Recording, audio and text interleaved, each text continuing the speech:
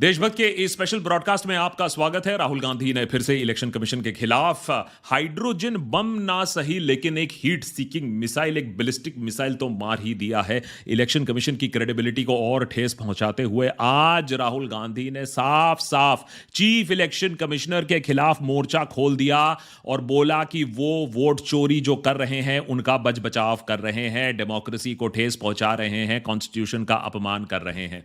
राहुल गांधी ने आज press conference में क्या कहा, इससे इलेक्शन कमीशन की जो इमेज है उस पर कितना इंपैक्ट पड़ता है। इलेक्शन कमीशन ने भी तुरंत जवाब में अपनी जवाबी कार्यवाही में क्या कहा है, किस तरीके से क्या कांग्रेस इसको अभी भी बिहार इलेक्शन में वोट चोरी को एक बड़ा मुद्दा बनाकर रख सकती है, कांग्रेस की कमी कहां से आई है और इलेक्शन कमीशन अब आगे जाकर क्या करेगी, इस मुद्दे पर सब पर डिस्कस करेंगे आज के क्विक एपिसोड में। लेकिन सबसे पहले समझने की कोशिश करते हैं कि राहुल गांधी ने आखिर किया क्या है अपने लेटेस्ट, चलिए हाइड्रोजन बम नहीं लेकिन हीट सीकिंग मिसाइल जो ज्ञानेश कुमार, सीईसी ज्ञानेश कुमार के ऊपर दागा गया है। राहुल गांधी ने कहा वेरी क्लियरली, अनडिनाएबल प्रूफ है, अब कांग्रेस पार्टी के पास सबूत है कि ज्ञानेश कुमार बचा रहे हैं, वोट चोरी जो कर रहे हैं उन्हें बचाया जा रहा है। कैसे हो रहा है ये दिलचस्प अब देखने वाली बात है।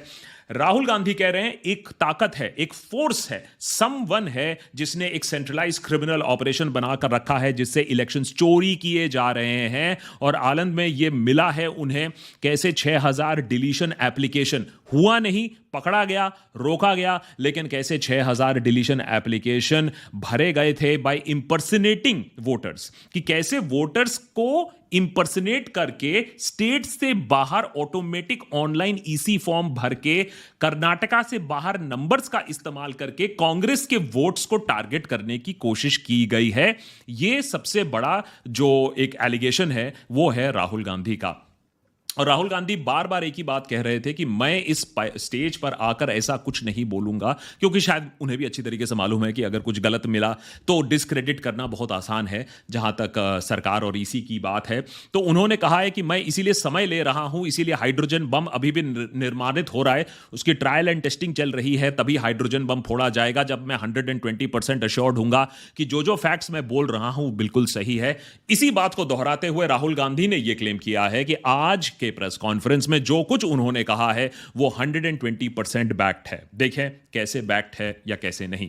उन्होंने as a matter of fact किस तरीके से इलेक्शन चोरी हो रहा है उसके लिए एविडेंस प्रोड्यूस किया कि कैसे गोदाबाई के नाम पर फेक लॉगिन्स बनाए गए और 12 वोट डिलीट करने की कोशिश की गई और गोदाबाई को खुद मालूम नहीं है कि किसने उनके नाम पर ये लॉगिन क्रिएट किए और कैसे ये वोट्स डिलीट होने की कोशिश की। As a matter of fact Godabai का वीडियो टेप भी चलाया गया जिसमें उन्होंने बताया गया कि मैंने तो कभी भी किसी का डिलीशन करने की कोशिश नहीं की। तो कहीं ना कहीं इंपर्सनेशन का एक सवाल आ रहा है। राहुल गांधी ने यहां तक ये नंबर्स दिखाए हैं कि अलग अलग स्टेट से 12 नेबर्स को, माने उनके जो आस पड़ोस के लोग हैं, उनके वोट्स डिलीट करने की कोशिश की गई है। ये नंबर कौन है, ये नंबर कहां से आ रहे हैं, स्टेट के बाहर से क्यों आ रहे हैं, राहुल गांधी ने यह सवाल जरूर पूछा है अब इलेक्शन कमीशन से। दूसरा एविडेंस भी दिखाया उन्होंने, सूर्यकांत, कि कैसे उनका इस्तेमाल करके 12 वोटर्स को 14 मिनट के अंदर डिलीट करने की कोशिश हुई। और सूर्यकांत को तो खैर इसके बारे में कुछ मालूम भी नहीं था। सूर्यकांत, उनके दोस्त, फैमिली मेंबर, सबको वहां बुलाया गया स्टेज पर भी। तो राहुल गांधी ये अटेम्प्ट जरूर कर रहे हैं कि जो भी उनके क्लेम्स हैं वो जो दुनिया के सामने है वो क्लेम्स गलत ना दिखे, फ्रिवलस ना साबित हो। तो ये दिखाने की काफी कोशिश हो रही है कि इस पर काफी रिसर्च किया गया है और कुछ हद तक बात ये साफ भी है कि रिसर्च है। जैसे नागराज का केस, कि कैसे ये एप्लीकेशन फाइल किया गया है और राहुल गांधी ने बार बार इस बात पर एम्फेसिस देने की कोशिश की कि ये कोई 1 और 2 रैंडम लोग सिस्टम को बेवकूफ बनाने की कोशिश नहीं कर रहे हैं।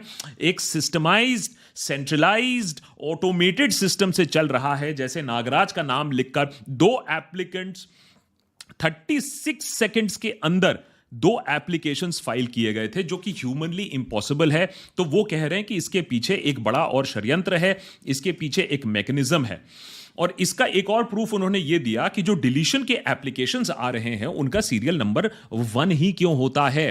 उनका ये कहना है कि जो ये ऑटोमेटेड प्रोग्राम चला रहे हैं वो ऑटोमेटेड प्रोग्राम फर्स्ट वोटर जो बूथ पे होता है उसको एप्लीकेंट बना देता है वोट कैंसिलिंग करने के लिए और वोट डिलीशन करने के लिए। तो ये एक ऑटोमेटेड सिस्टम का इस्तेमाल करके इस धांधली को की जा रही है।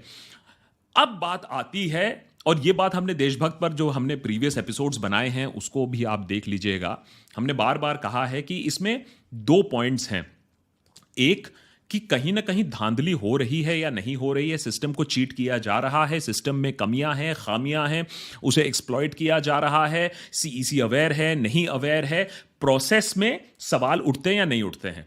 मेरे ख्याल से पिछले कुछ हफ्तों में यह बात तो साफ हो चुकी है दूसरे इन्वेस्टिगेशन से भी कि प्रोसेस में काफी लीकेजेस हैं, प्रोसेस में काफी धांधली है, प्रोसेस में काफी सवाल उठते हैं।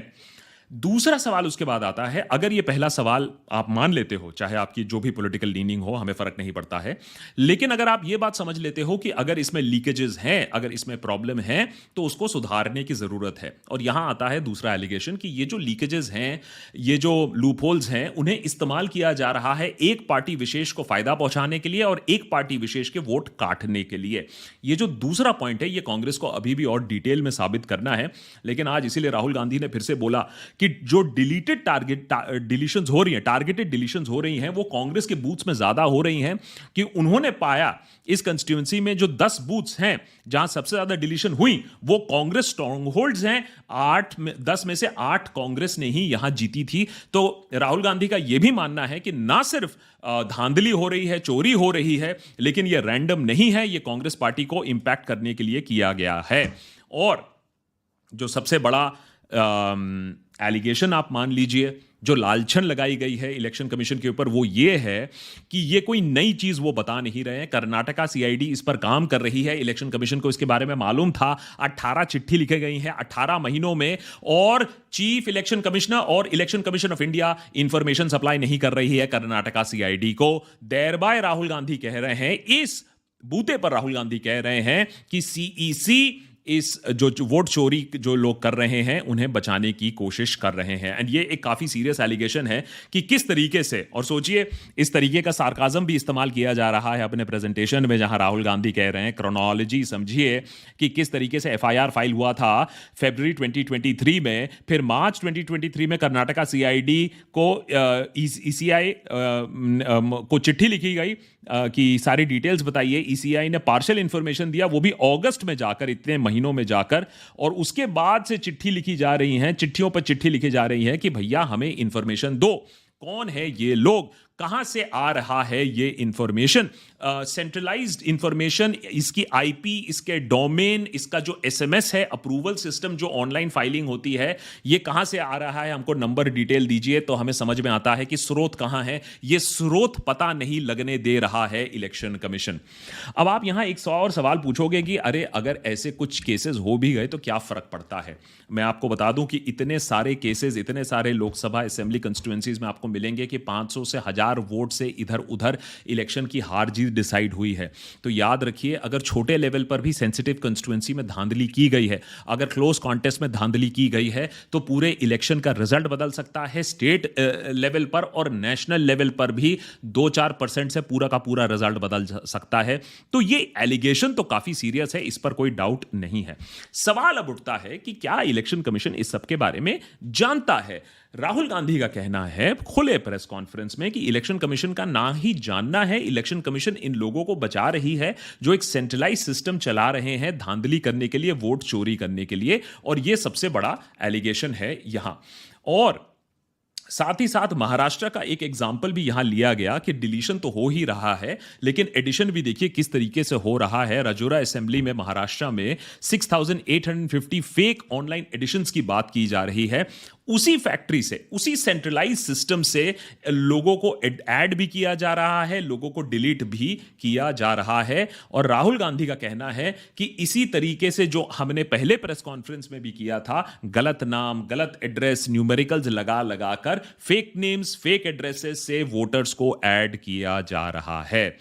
अब ये सारी चीजें कहने के बाद राहुल गांधी कि मांग क्या है, वो चाहते क्या है, किस तरीके से चीजें की जाएं। राहुल गांधी कह रहे हैं ज्ञानेश कुमार को अब ये वोट चोर जो हैं उनको प्रोटेक्ट करना बंद करना होगा, हमारी डिमांड माननी होगी, और सारा का सारा जो एविडेंस हम मांग रहे हैं, आईपी डेटा जो मांग रहे हैं, एसएमएस मांग रहे हैं, फोन नंबर्स मांग रहे हैं, स्रोत का इंफॉर्मेशन जो मांग रहे हैं, एक हफ्ते के अंदर अंदर देना होगा। अब यहां थोड़ी सी आयरनी ये भी है कि एक टाइम पर कुछ हफ्ते पहले सीईसी राहुल गांधी से कह रहे थे कि आप एक हफ्ते के अंदर फाइल करिए एफिडेविट, और नहीं तो पूरा देश मानेगा कि आपके एलिगेशंस गलत हैं। और यहां अब राहुल गांधी उल्टा चैलेंज कर रहे हैं सीईसी को कि आप हमें बताइए कि ये सारे डिटेल्स आप छुपा क्यों रहे हैं, नहीं तो देश आपको समझेगा कि आप वोट चोर जो हैं उन्हें जानबूझ के बचा रहे हो। नाउ यहां जल्दी से मैं आपको बता दूं, इससे पहले आने की भाई राहुल गांधी को छोड़कर भी ये स्टोरी काफी बड़ी हो चुकी है, राहुल गांधी को छोड़कर भी लोग काफी इन्वेस्टिगेशन कर चुके हैं, लेकिन ईसी का जो रिस्पॉन्स है वो भी काफी दिलचस्प है और काफी तुरंत है। तो इसी को अच्छी तरीके से मालूम था कि किस तरीके की इन्वेस्टिगेशन हो रही है, कहां कहां लोगों से बात की गई है। इलेक्शन कमीशन ने कहा allegations made by Rahul Gandhi भाई इनकरेक्ट है, बेसलेस है, बेबुनियाद है, किसी भी डिलीशन को ऑनलाइन ऐसे किया नहीं जा सकता है, यह मिसकंसीव्ड नोशन है राहुल गांधी का। और कोई भी deletion without opportunity of being heard, मैंने किसी को आप डिलीट कर रहे हो तो उसको आप एक अपॉर्चुनिटी दोगे। अब वो बिहार में इतने सारे लोग जो जिंदा हैं वो डिलीट हो गए, वो इस बात से नहीं मानेंगे। लेकिन सबसे दिलचस्प बात है कि इलेक्शन कमीशन ने अपने बचाव में यह भी कहा 2023 में certain unsuccessful attempts were made for deletion of electors in Aland assembly constituency and FIR was filed by the authority of the ECI itself to investigate the matter. तो राहुल गांधी की बात को खारिज करते करते उन्होंने यह भी मान लिया कि ऐसा कांड हुआ था, एफआईआर रजिस्टर हुआ था, वोटर डिलीशन की कोशिश हुई थी। अब सवाल यह उठता है कि राहुल गांधी के प्रेस कॉन्फ्रेंस ही क्यों लगा ये सारी चीजें बाहर आने के लिए? अगर ऐसी बात हुई थी तो इलेक्शन कमीशन ने यह चीज पब्लिक क्यों नहीं की, सार्वजनिक क्यों नहीं की? या फिर मां बहन बेटी के सीसीटीवी फुटेज ना रिलीज करने के लिए प्राइवेसी का हवाला देते हुए ये जो धांधली हुई थी, वोटर्स डिलीशन की कोशिश हुई थी, उसके बारे में इलेक्शन कमीशन ने पहले हमें क्यों नहीं बताया? और कौन थे ये लोग, उसका खुलासा आज तक क्यों नहीं हुआ है, यह भी समझने की कोशिश करनी होगी। अगर इलेक्शन कमीशन को कुछ छुपाने की जरूरत नहीं है तो फिर वो जो इंफॉर्मेशन है वो सीआईडी को क्यों नहीं दिया? 18 महीने में 18 चिट्ठियां लिखने की क्या जरूरत पड़ गई सीआईडी को? उसका जवाब इलेक्शन कमीशन ने अभी तक नहीं दिया है। दूसरा कि जो लोग आए हैं इस प्रेस कॉन्फ्रेंस में बुलाए गए, जो प्रेस कॉन्फ्रेंस के सामने जिन्होंने बोला कि इस तरीके से डिलीशन हुए हैं, क्या वो झूठ बोल रहे हैं? यह भी सोचने वाली बात है। और इलेक्शन कमीशन का एक ही मेरे ख्याल से अब पॉइंट रह जाता है और उससे हमें समझ में आ जाती है पारदर्शिता। राहुल गांधी ने तो प्रूफ के साथ ये सारी चीजें सामने रखी है और वोट चोरी का मामला काफी बड़ा हो भी गया था। अब कांग्रेस उसे सस्टेन कर पाएगी या नहीं कर पाएगी वो डिफरेंट सवाल है, हम ये सवाल पूछते भी आए हैं।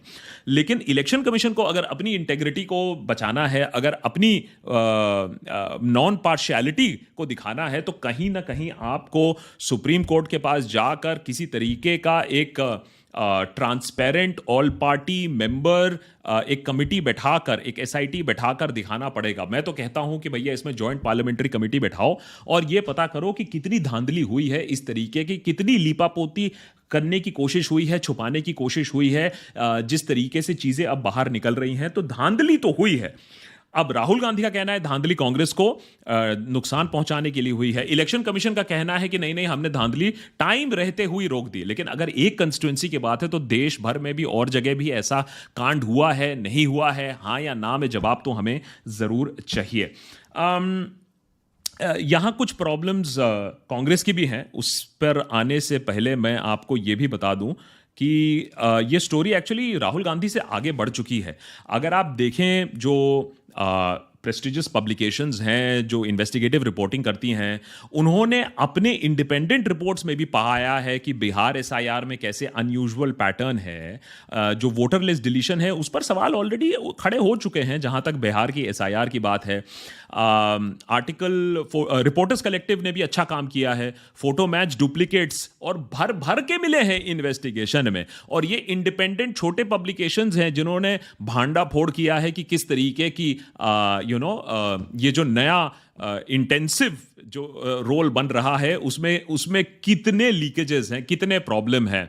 और स्क्रोल ने भी एक बहुत इंटरेस्टिंग आर्टिकल पब्लिश किया था कि लोकसभा पोल में कैसे spike in final voter turnout, किस तरीके से 5 बजे के बाद वोटर स्पाइक की वजह से करीबन 80 सीट पर भी इंपैक्ट हुआ होगा इलेक्शन में, उसके रिजल्ट्स बदले होंगे।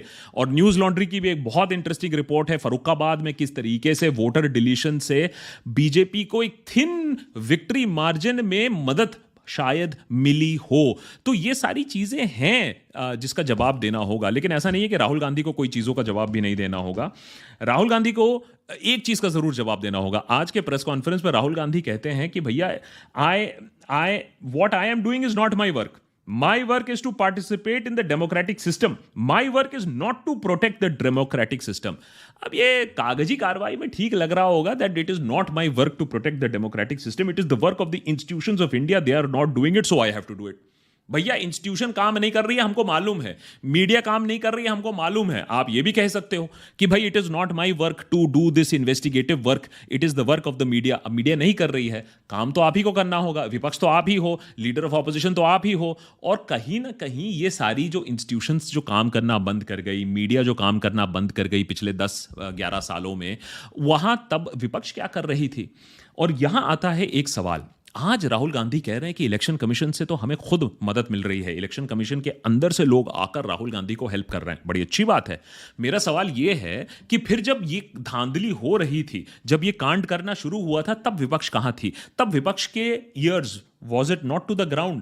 तब विपक्ष को यह सूचना क्यों ना मिली? जब यह पूरा सिस्टम को रिग कर दिया गया है, सिस्टम को सेट कर दिया गया है, अब जाकर विपक्ष क्यों उठी? इसका सवाल भी विपक्ष को अपने आप से पूछना होगा कि स्थिति इतनी खराब होने के बाद आपकी नींद कैसे खुली? मीडिया की स्थिति, इंस्टीट्यूशंस की स्थिति, उसके पहले आपको अपनी स्थिति के बारे में भी तो सोचना होगा कि आपके लोग जमीन पर क्या कर रहे थे जब ये सारी धांधली हो रही थी। तो कहीं ना कहीं आपकी जो ग्राउंड वर्क है वो भी कमजोर है, जिसके वजह से इतनी धांधली अभी तक हो पाई है। तो ये भी देखने वाली बात है। और एक चीज और जिसका जवाब कांग्रेस को भी देना पड़ेगा। अच्छी बात है, कांग्रेस अभी उठ रही है, कोशिश कर रही है। ऑल्दो जिस तरीके से पहले वोट चोरी का मामला उठा था, अब वो थोड़ा सा नीचे जाता हुआ दिख रहा है। क्या हाइड्रोजन बम से ये मामला फिर से फोरफ्रंट पे आएगा, ये देखने वाली बात होगी। लेकिन जो दूसरे मुद्दे हैं, चाहे वो E20 फ्यूल का मुद्दा हो, इंफ्रास्ट्रक्चर का मुद्दा हो, जिस तरीके से मैं कहूंगा वोट चोरी तो छोटा है, जिस तरीके से एग्जाम चोरी हो रही है, जिस तरीके से युवाओं का जो फ्यूचर है वो फ्यूचर चोरी हो रही है, जिस तरीके से वो कॉकरोचों की तरह घूम रहे हैं, कोई उनकी बात सुनने के लिए नहीं है, जिस तरीके से एंट्रेंस एग्जाम में धांधली हो रही है, उसके बारे में भी शायद अगर विपक्ष बोलता तो अच्छा रहता। तो विपक्ष बोल रहा है वोट चोरी के बारे में, अच्छी बात है। संविधान को डिफेंड करने की बात हो रही है, अच्छी बात है। लेकिन अगर विपक्ष को एक्चुअली प्रेशर डालना होगा तो वो मल्टी प्रोंग्ड प्रेशर होना होगा। चार तरफ से सरकार को सवालों में घेरना होगा कि बॉस आप कम से कम 2-3 चीजों को अब ठीक करो, नहीं तो इस पर भी हम देखेंगे सरकार बोलेगी कि आप एक ही चीज की रट लगाकर बैठे हो, आप रट लगाते रहो, हम कुछ और इसको डिस्ट्रैक्शन कर देंगे। और डिस्ट्रैक्शन करने में सरकार कितना अच्छी है ये बात हमें अच्छे से मालूम है, इस पर पूरा एपिसोड भी बना के रखा था। और भी कुछ और डिस्ट्रैक्शन कल चीज आ जाएंगी, मटन, मुगल, मस्जिद, मंगलसूत्र, और फिर लोग फिर से बहकावे में आ जाएंगे। तो कोशिश अच्छी रही है, आज फिर से इलेक्शन कमीशन को जवाब फिर से देना पड़ेगा। लेकिन सिर्फ इस बात से बात नहीं बनेगी, प्रेशर और जरूरत है जिससे कम से कम हमारे संविधान को, हमारे डेमोक्रेसी को बचाया जा सके। Many thanks for watching.